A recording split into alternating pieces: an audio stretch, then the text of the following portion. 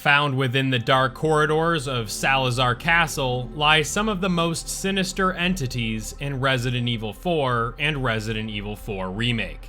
Just when you thought you were all alone within the claustrophobic corridors deep in the castle, you suddenly become aware that a group of menacing monsters lay dormant, only to awaken in an attempt to cut you down. Those silver-crested knights in shining armor are not just mere decorations, but instead hide within them a frightening and horrific secret that are ever intent on preventing any escape from within the castle grounds. This is the Armadura.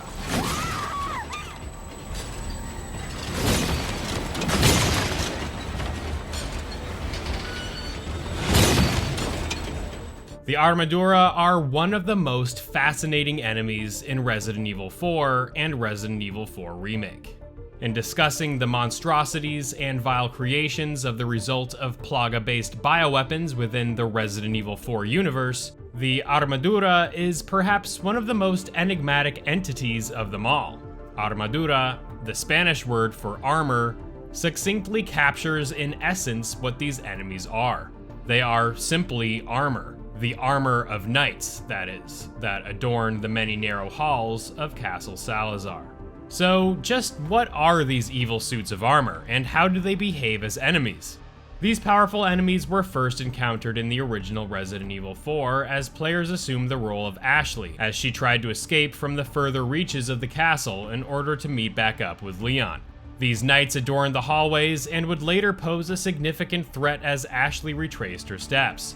Upon picking up the serpent ornament, the seemingly dormant Armaduras sprung to life, and their haunting sound of clunking steel as they walked ever closer to the player was certainly a chilling moment in the original game.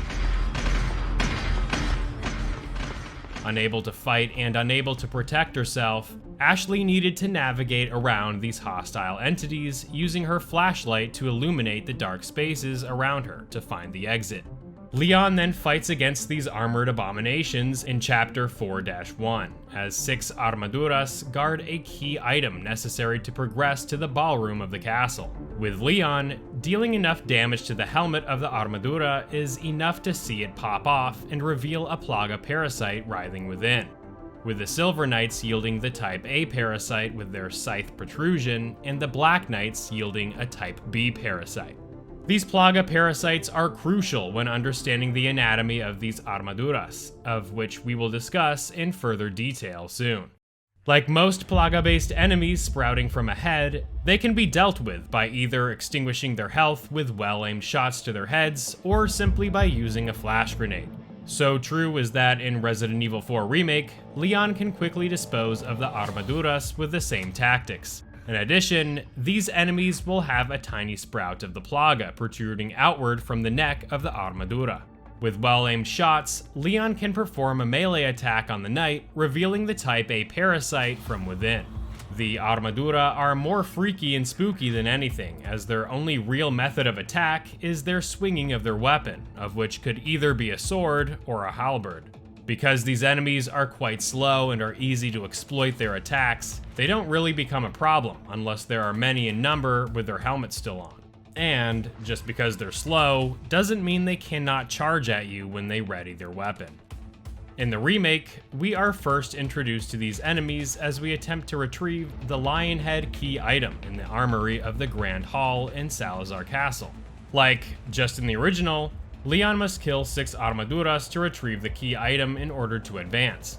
Unlike the original game, Ashley is able to assist Leon as she throws down blue lanterns that, upon exploding, freezes the Armadura in place, making it easier for the player to line up some well-aimed shots.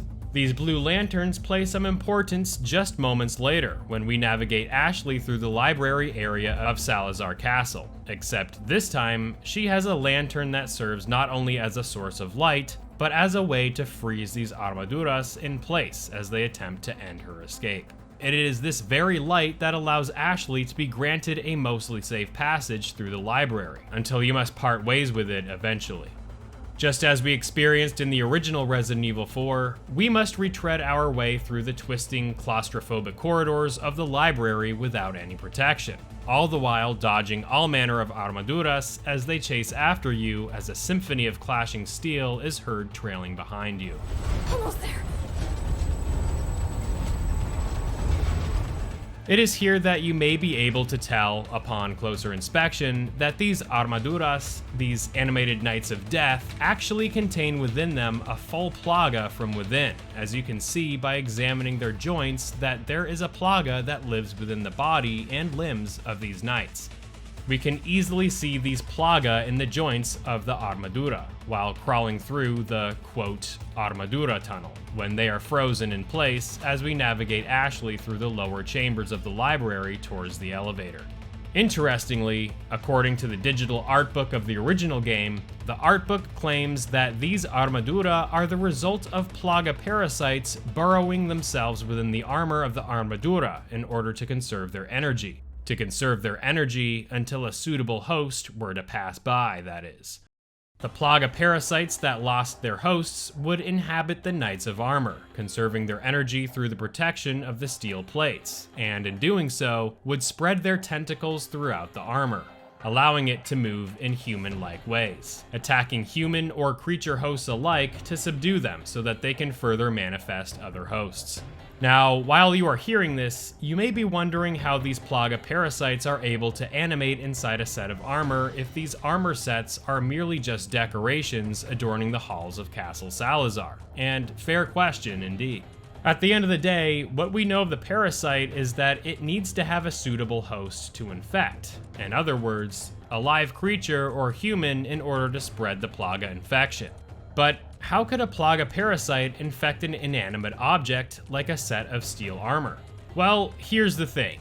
What if these knights that we pass by actually contain the remains of deceased humans within their steel frames?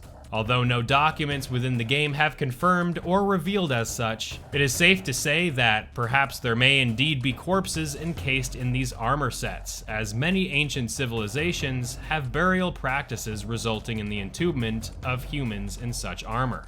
Could these also be fallen knights who used to protect Salazar Castle long ago, now reanimating due to the plaga parasites that buried within them?